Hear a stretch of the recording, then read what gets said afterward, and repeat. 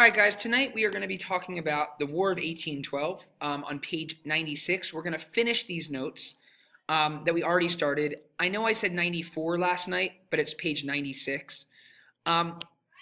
So today we talked about in class this. Wow, look at that. That's beautiful. Nice tree.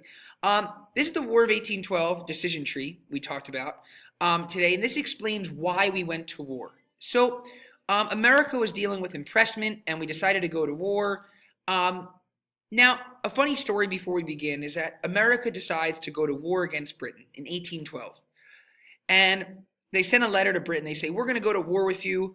We're sick of you kidnapping our soldiers. And Britain writes back.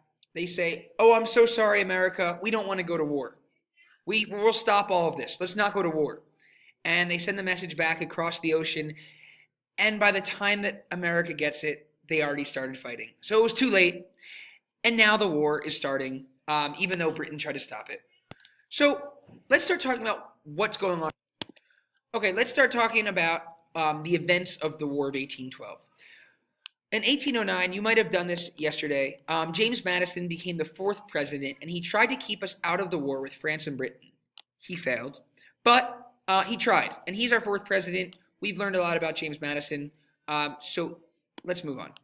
Oh, okay, this is a funny GIF. This is my funny GIF of the night.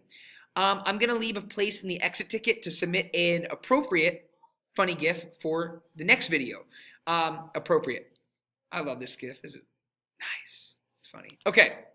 In 1813, after defeating France, Britain blockaded most of the U.S. by 1814. So Britain has the best Navy ships in the entire world. And they use those ships to blockade almost all of America. A blockade is when you have your ships lined up in the ocean and you don't let anyone go in or out. So look at where Britain blockaded us.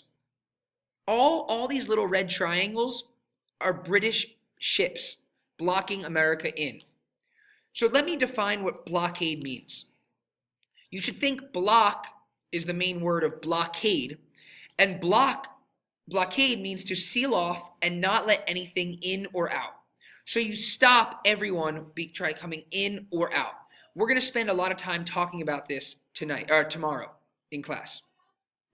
Now, America is getting totally stopped from leaving the country, and it's a big problem for America. There are people actually in New England who are starving to death because they can't get anything from other countries. They can't trade. They can't get anything. They can't fish. They're totally stuck, and they run out of food. So this is a big problem. What's even worse is that Britain invades Washington, D.C., the nation's capital. Now, Britain comes in and they capture and burn down Washington, D.C. in 1814. Now, the famous picture is Washington, D.C. literally burning. This is the White House where the president lives. So the famous story of this is that James Madison, the president, was living in the White House when the British came in to try to burn down the house. The famous story here is that his wife, Dolly Madison, in the War of 1812, she's sitting there and the White House is burning down to the ground. And as it's burning down, she sees this picture, this painting of George Washington. She says, I need to save that. So she runs back into the White House as it's burning down. She takes the painting off the wall and she puts it on her back and she runs out as the building's exploding like, no, and she saves the painting. And she, Dolly Madison, James Madison's wife, becomes a hero for saving this painting. This painting is still in the White House today. So thank you, Dolly Madison. Okay, so the war is randomly over. They burn down Washington, D.C.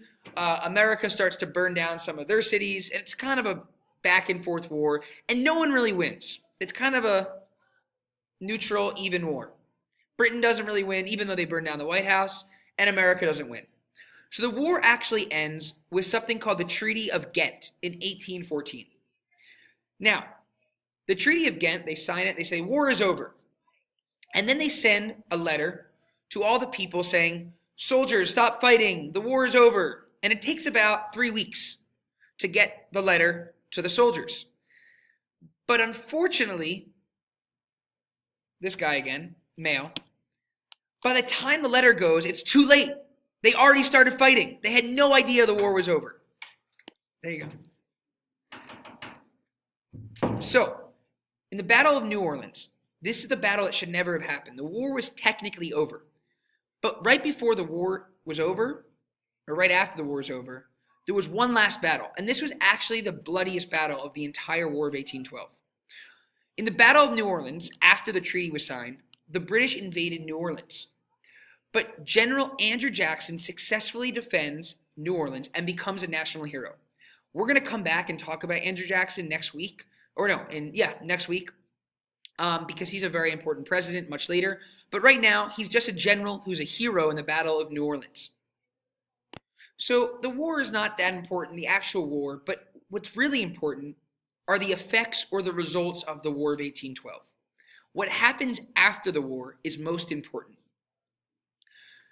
So the number one result is that America began manufacturing, making stuff in factories, because we were cut off from Britain's factories.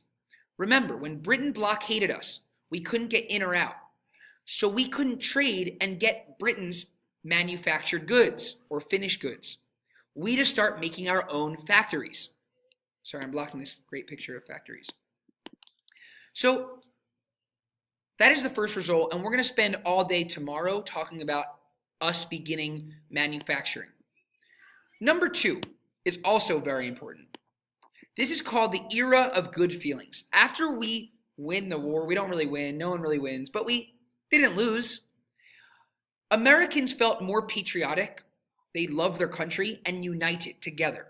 So we just got through a big war against Britain again, and people were feeling good about the country. They said, you know what, America might make it. We're a good country. So they felt patriotic. They started believing they loved their country. So that's a second result or effect of the war. And finally, poor Native Americans. They were the ones that lost above everyone else.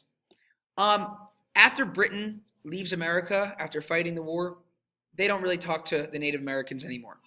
And so the Native Americans stop fighting against the Americans, and America's just going to move right past them, moving west, west, west, west, rolling over every Native American in their way.